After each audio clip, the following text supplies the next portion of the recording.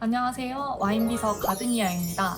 오늘은 3월 22일인데요. 곧 다가오는 3월은 좀 이제 날씨도 좋고 결혼도 많이 하시잖아요. 그래서 결혼을 하면서 준비할 때 빼놓을 수 없는 거 답례품입니다. 답례품 관련된 영상을 한번 찍어보려고 하고 와인 답례품 준비 시 고려사항 4가지를 설명을 드려보려고 해요. 요거는 제가 그동안 와인 매장을 운영을 하면서 고객님들께 이제 받았던 의뢰들, 해왔던 것들을 토대로 좀 느낀 것들 설명을 시작을 해보겠습니다. 와인 답례품 준비 시 고려사항 첫 번째, 와인 노출입니다. 저희가 무언가를 사 먹을 때 이제 특히 와인 같은 경우는 잘 모르시는 분들 입장에서, 그리고 제가 와인을 정말 몰랐었을 때 기준으로 유명한 것들을 먼저 사 먹었던 것 같아요. 그래서 생각나는 것들, 뭐 러시안잭 소비뇽 블랑, 뭐 클라우디베이 소비뇽 블랑, 뭐 부르고뉴 샤르도네 궁금해서 먹어보고, 유명 산지 나파밸리 등등등 이런 궁금한 것들을 먼저 먹어봤던 것 같거든요. 와인을 받는 불특정 다수에게 선물을 할 때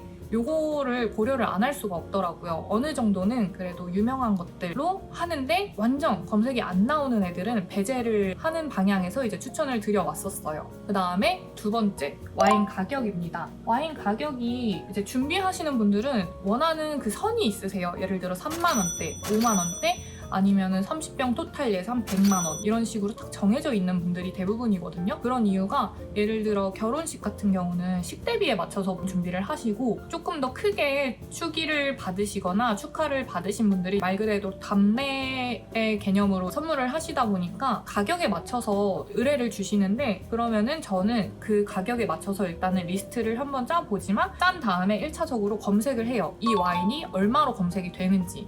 이제 판매가와 상관없이 정말 싸게 노출이 되어 있는 것들도 있고, 아까 말씀드렸던 것처럼 검색이 아예 안 되는 것들도 있고, 조금 상대적으로 높게 검색이 되는 것들도 있거든요. 그런 것들을 봤을 때 이제 1번, 2번은 웬만하면 제외를 합니다. 왜냐하면 받는 사람은 내가 받는 와인이 좋으면 좋길 바랄 수밖에 없잖아요. 검색을 해보는 거는 저는 본능의 영역이라고 생각을 하거든요. 그런 것들에 맞춰서 추천을 드리는 편인데, 그동안 해왔던 것들 중에서 몇 가지 기억에 남는 거는 1번, 산지가 유명한 케이스죠. 나파밸리, 까베르네 소비뇽. 그 다음에 요거는 제가 추천드린 건 아니었는데 고객님이 원하셔서, 2번은 이제 모에샹동 샴페인, 그리고 3번은 클라우디베이 소비뇽 블랑, 그 다음에 4번은 장루이 샤브 셀렉시옹 몽꼬르 꼬트 디론, 뭐 이런 식이었는데, 2번, 3번에 유명한 샴페인이랑 그 소비뇽 블랑 같은 경우는 저는 사실 추천을 안 드리는 편인데, 입장을 바꿔서 생각을 해보니까 받으면 나쁘지 않을 것 같은 거예요. 굉장히 안전한 선택이고 무난한 선택이면서 검색했을 때 큰 틀에서 가격이 조회가 보통 판매가로 돼요. 아, 이런 것도 선물하면 좋겠구나 생각이 됐고, 그리고 특히 이제 패키징 같은 경우가 모에샹동은 작년 12월에 리미티드 에디션이라고 빨간색 패키징이 나왔었거든요. 너무 예뻤어요. 그래서 이런 거를 선물 받으시는 분들도 되게 좋겠다라는 생각을 하면서 준비를 했었습니다. 단체 답례품을 받다 보면은 수량이 보통 20병, 30병, 40병 이런 식으로 되는 경우가 있는데,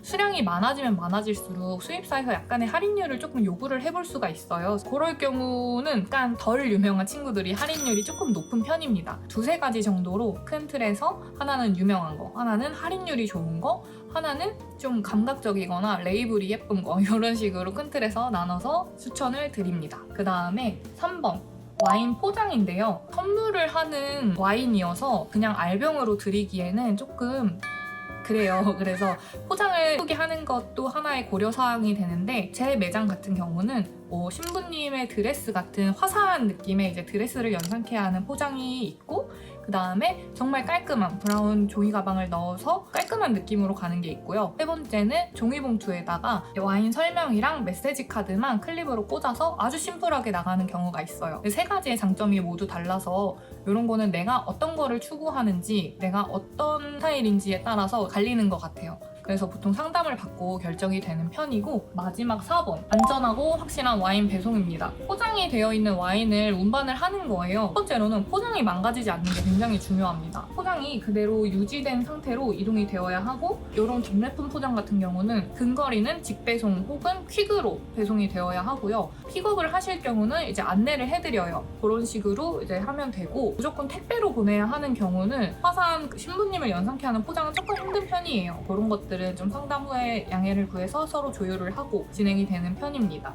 행사가 있는 그 현장과 저희 매장 상황과 그 다음에 시간, 거리 이런 것들을 확인 후에 결정이 되고 가능하면은 퀵이나 직배송 아니면 픽업으로 하시는 게 가장 좋아요. 포장 상태가 가장 예쁜 상태로 받으시는 게 좋잖아요. 그렇게 해서 진행이 되는 편이고 만약에 이런 것들을 고민하고 준비를 하고 계신다면은 적어도 일주일 전에는 꼭 의뢰를 해주셔야 돼요. 왜냐하면 포장재를 준비하는 시간과 뭐 와인을 준비하고 이제 견적을 내드리는 시간 이런 거 다 합쳤을 때 사실 일주일은 너무 짧아요. 이런 것들을 한번 고려를 해서 다음에 와인 준비를 하면 좋을 것 같습니다. 제가 준비를 하면서 느꼈던 것들은 제가 다음 영상에 한번 찍어볼게요. 오늘은 여기까지 영상 마무리를 하고 이 와인 답례품 관련돼서 참고하시기 좋을 포스팅 같은 거는 제가 댓글로 따로 링크를 걸어두겠습니다. 오늘 영상 봐주셔서 감사하고 다음에 또 유익한 와인 영상으로 찾아뵐게요. 감사합니다. 안녕!